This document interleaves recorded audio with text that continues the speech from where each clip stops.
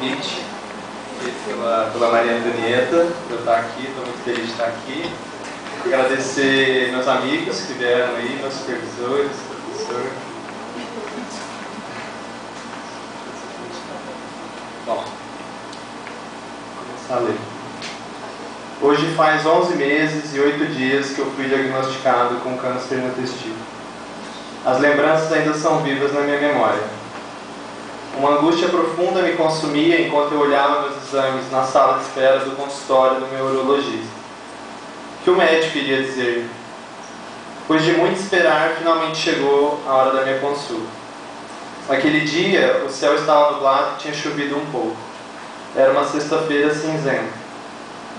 Depois de 1 mês e meio com dor no testículo, o médico começou a desconfiar de algo mais sério do que a suspeita inicial de uma simples infecção. Me sentei e entreguei os exames para o médico. Ele perguntou o que eu estava sentindo. Olhou meus exames e com muita calma me disse que havia conversado com outros médicos de sua equipe e que o que eu tinha mesmo era um tumor no testículo e que precisaria ser operado. Enquanto ele falava, sentia meu ser despedaçado, afundando em um abismo escuro, gelado e solitário. Coloquei a mão na frente do rosto e chorei de desespero. O médico me fitava com ar de compaixão. Ficou me olhando enquanto eu chorava e depois contou as boas notícias para mim. Olha, Leonardo, hoje em dia se cura praticamente todos os casos de câncer no testículo. E olha, essa cirurgia não vai fazer nenhum problema na sua vida, porque o outro testículo compensa a falta deste que nós vamos ter que tirar. Daqui a alguns meses a gente coloca uma prótese aí e não vai dar nem para perceber qual lado que foi afetado. É fazer essa cirurgia, te encaminho para um oncologista, daqui a um mês deve estar tudo acabado. Esse cenário foi uma doce ilusão que durou alguns dias da minha vida. Feita a cirurgia, descobriram que além do tumor primário no testículo, eu já estava com 3 outros tumores abdominais, de 3 centímetros cada. Isso mudava bastante as minhas perspectivas.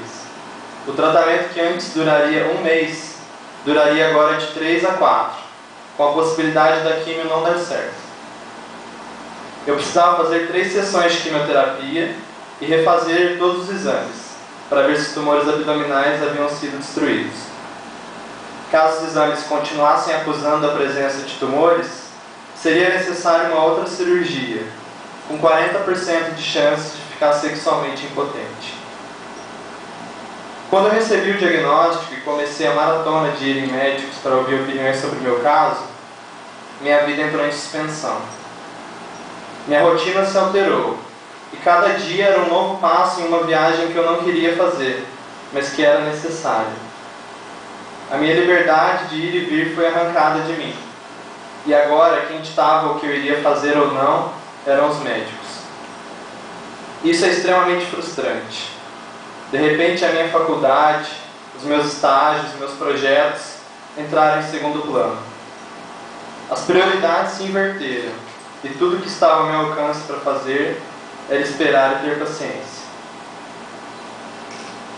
Eu não tinha com quem brigar ou com quem reclamar. Afinal, quem eu culparia? Se eu achasse um culpado, isso mudaria alguma coisa na minha situação? Eu não tinha a menor ideia do que eu iria passar.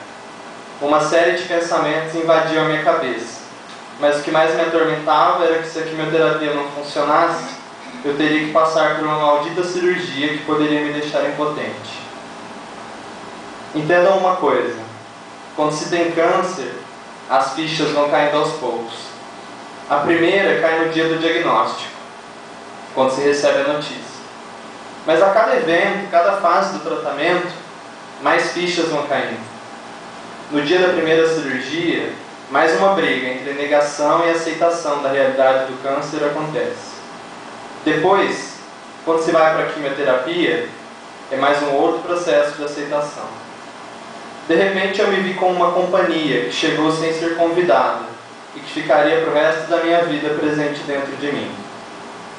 Eu ainda me pergunto, será que vai se passar algum dia em que eu não lembro que eu tive câncer? Uma questão que se repetiu várias vezes dentro de mim durante todo o percurso do tratamento foi: por que comigo? Se 1 em cada 270 homens tem esse tipo de câncer, por que comigo?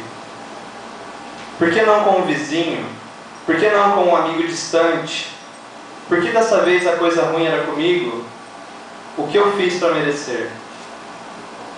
Uma voz gritava dentro de mim, com muita raiva, e o eco desse grito reverberava, encontrando o mais puro silêncio.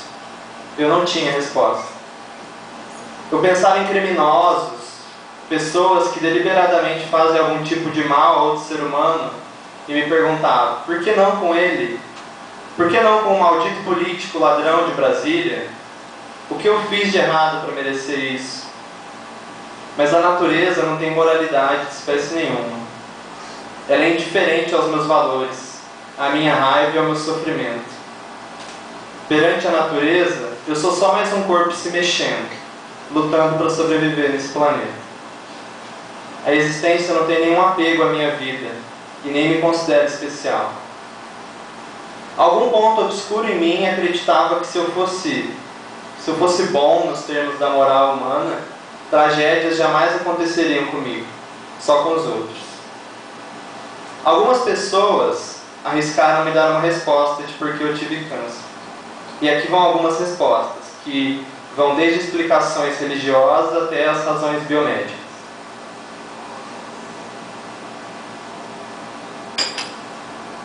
Você teve câncer porque você é uma pessoa muito especial.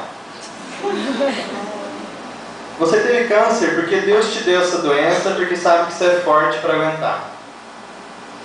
Na verdade, você recebeu essa doença que era para cair em outra pessoa. Mas você é muito bom e resolveu colocar essa cruz sobre teus ombros para aliviar um irmão. Porque eu andei muito de bicicleta ao longo da minha vida.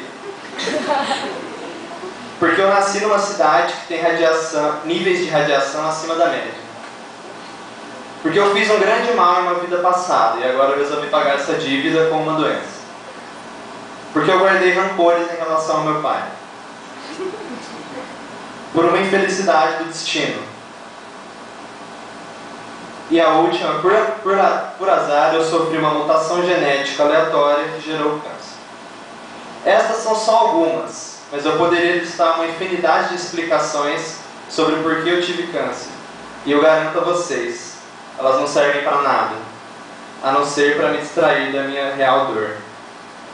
Uma coisa só tem mais de uma explicação quando nenhuma delas é verdadeira. Nenhuma explicação foi capaz de aplacar a revolta contra a vida que o diagnóstico de câncer suscitou em mim. Não existe explicação, só existe aceitação, porque as coisas são como são. Se fossem para ser diferentes, seriam de outro modo. Depois de brigar muito com a vida, a minha alma se rendeu e eu aceitei o câncer como parte de mim. Percebi que eu não tinha outra opção, a não ser me render. O câncer estilhaçou o que a minha mente construiu de ilusório em 21 anos de vida. Minha vida como eu conhecia estava acabada. Meu coração se acalmou, minha alma se dobrou diante do meu destino, que é bem maior do que eu. Eu não tenho domínio total sobre minha vida. Aliás, a vida nem é minha, mas a vida vive através de mim. O problema é que enquanto eu brigava com a vida, eu me iludia, achando que era onipotente diante dela. Posso fazer algumas escolhas que influenciarão o meu futuro, mas existe um passado infinitamente maior do que eu que me determina. E diante dele eu só posso me curvar e aceitar que sou parte desse todo maior. Ainda que ele me traga sofrimentos e desgraças de vez em quando, esse é o mar que eu tenho para nadar. 5 dias depois do diagnóstico, eu estava na mesa de cirurgia. Até chegar ao centro cirúrgico, passei por muitos enfermeiros. Cada um deles me perguntava do que eu iria ser operado. Câncer no testículo, eu falava. Hoje eu já me acostumei, mas durante o tratamento eu me assustava de ver a expressão das pessoas quando ouviam que eu tinha câncer. Câncer é uma palavra mágica. Basta abrir a boca para dizer que eu vejo uma expressão de pavor estampada no rosto das pessoas, ao mesmo tempo que elas tentam esconder esse medo e fingir para você que está tudo bem. A verdade é que para os outros eu havia me tornado o portador do mal. A minha doença aborrece vocês. O rosto abatido, a cabeça careca e as cicatrizes espalhadas pelo corpo de alguém que tem câncer mostram uma face dura da vida, que gostaríamos de não ver. Eu aprendi duras lições sobre a vida e a morte, e agora eu quero contar para vocês algumas delas. Primeira, a vida é extremamente frágil. Não importa quantas vezes você ouça ou leia frases que tenham o mesmo sentido que essa que eu acabei de dizer. Mesmo que você tenha perdido alguém querido ou trabalhe com pessoas no limiar entre a vida e a morte, você não pode saber isso no nível que uma pessoa que está com a vida sob ameaça sabe. A experiência de perceber que seu próprio corpo tem um problema e que isso pode dar fim à sua vida é estarrecedora. Foi uma sensação que tocou as raízes da minha existência, escancarou a minha própria finitude e colocou por terra a minha ilusão de ser poderoso e imortal. Palavras não serviam de nada. A única coisa que restava era o silêncio diante da minha condição de ser humano, feito de carne, efêmero e mortal. Reinava um silêncio que vinha do fundo da minha alma, e um choro convulsivo tomava conta de mim. Um choro que abria o meu coração e aliviava a dor que eu sentia. Mas a morte é provavelmente a melhor invenção da vida, porque no meio de tanta dor, eu tive percepções a respeito da natureza da vida e sobre a condição de ser humano, percepções que hoje são os meus mais preciosos tesouros. Nós preferimos não olhar para a nossa condição mortal. Só se enxerga mesmo quando é o seu corpo que está na jogada, quando é com você a ameaça. Nesse momento, quando eu me dei conta de que era comigo, eu tive a profunda compreensão de que a vida é apenas por um instante e que eu não tinha todo o tempo do mundo para viver. Segundo, o ser humano é um ser solitário. Quando eu já estava dentro da sala onde seria a minha cirurgia, fiquei um bom tempo esperando os médicos chegarem. Olhava ao teto e tive uma estranha sensação. Tudo aquilo era um procedimento comum para os profissionais que estavam ali. É um extremo paradoxo, pois ao mesmo tempo em que eu estava aterrorizado pela situação de me anestesiarem e me tirarem um testículo, para os médicos e enfermeiras, aquela era mais uma terça-feira comum, cheia de cirurgias. Isso me dava segurança, por um lado, uma vez que aquilo que para mim era novidade, para eles era só um hábito. Por outro, eu me sentia desamparado, porque o problema era comigo, só comigo. Ninguém ali naquela sala tinha câncer.